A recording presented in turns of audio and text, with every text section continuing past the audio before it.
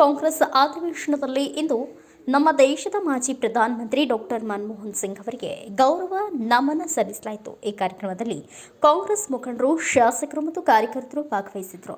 ಇವರ ಆರ್ಥಿಕ ಮತ್ತು ರಾಜಕೀಯ ಸೇವೆಗಳನ್ನು ಸ್ಮರಿಸಿ ದೇಶದ ಪ್ರಗತಿಗೆ ಮಾಡಿದ ಅಪಾರ ಕೊಡುಗೆಗಳನ್ನು ಸ್ಮರಿಸಲಾಯಿತು.